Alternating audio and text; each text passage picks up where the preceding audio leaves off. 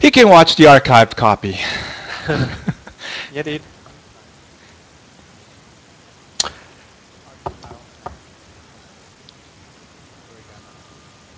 Anubis.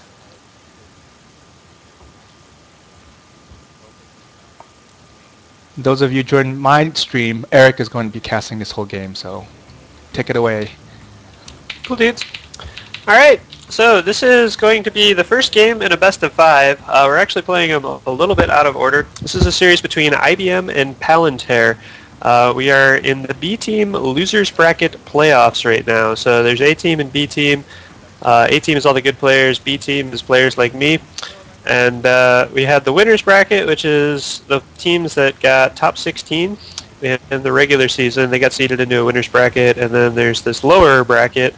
I don't know, losers bracket sounds kind of harsh, so maybe instead of losers bracket, I'll call it the other bracket. I don't know. Anyway, so this is the other bracket. No, that sounds good. Yeah, the other bracket. We're competing very stiffly here for 17th place. That's right. The winner of the lower bracket gets absolutely nothing. But really just the pride of being 17th place. There's a lot of pride. Well, this... Oh, go ahead. No, I'm just saying, to be fair, IBM didn't do that poorly, but definitely bottom 16 or whatever is left.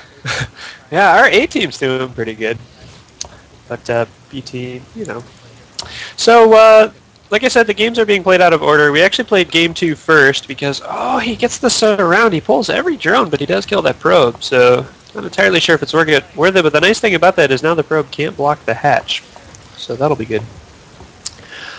So game 2 was played earlier. It was between myself and Urgency, I think was his name. And IBM did win that one, so IBM goes into the series up 1-0, and this is a best of 5, so whoever gets to 3 first will be winning this. So here we are in game 2, and just to introduce our players real quick, in the top right as blue, we have the IBM zerg Swisha, who opened 14 pool, 16 hatch, it looks like. And he's trying to go for the pylon out. Cannon rush there. Does he see this? He does not even see this yet. And in the bottom left, doing some early pylon shenanigans, is the pink player for Palantir, Anubis the Protoss. So this is going to be PvZ. Map is Neoplanet S. This is actually a brand new map for Heart of the Swarm. And apparently Anubis is aware of this 3-pylon block that's possible. I don't think, Swisha still has no idea this is happening yet. Well, he sees it now. He'll see this cannon building the probe. He's going to send 2 lings down, but these lings, they can't even get down the ramp. So Blizzard had attempted to make this sort of shenanigans no longer possible. They put these unbuildable plates here because Protoss would do this a lot of times. They would do this 3-pylon block at the bottom of your ramp, and then they get a single cannon up. And this is almost game over for Zerg. There's really not much that Zerg can do at this point.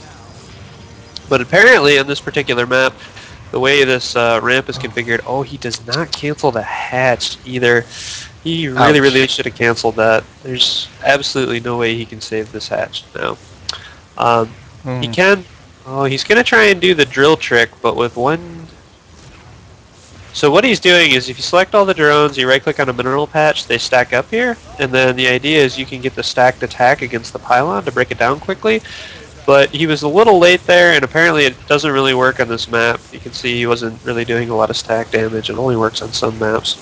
He does need to bring this queen over. He could hit these pylons from the high ground, and he's actually got 2 queens here to start working on him. You can see he's expanding the creep out to try and get spine crawlers to poke away at him, but that's going to be a little late. Behind this, Anubis has got down his Nexus. Swisha can see the timing of everything here, so that's nice.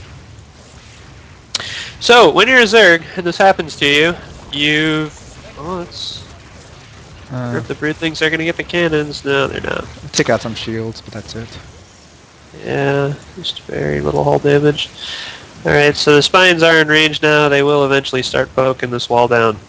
So, when you're a Zerg and this happens to you, you basically have no chance of catching up in a macro game. You need that second base, and you actually need to get the third base down pretty quickly against this sort of fast expanding protoss play. So off one base, you're just absolutely not going to catch up. So typically what you do is you got two choices. You can either do some sort of all-in tech play, like fast swarm hosts off one base or something like that, or more commonly you'll try and do some Nidus play. So Swisha is just now taking a second gas. He does have full saturation on his main, so that's good. You can see he's floating about 500 minerals, so we'd like to see him start a layer immediately. Yeah, there he goes with the layer now. He must have heard me. And then get a second hatch down. The problem is, you can see the pylon placement that Anubis has in his main. He's very well aware that the best follow-up to this is going to be Nidus play, and he has his pylons perfectly positioned here, so he's got full vision of his main. And so Swisha's going to start pulling this Overlord back. Really, yeah, I mean, he might even lose this Overlord. These two Stalkers are going to come start working away at it.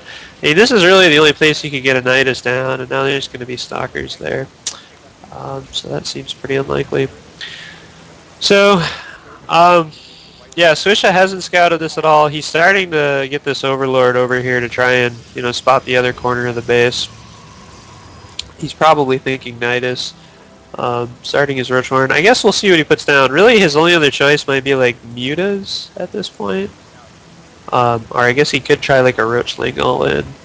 But layer's done here, so let's take a look at what Swisha is going to choose to go for. Almost loses that queen. That's a good pullback there. Using the queen as the tank while the Spinecrawler roots. Even throwing down a transfuse there, so that's pretty nice.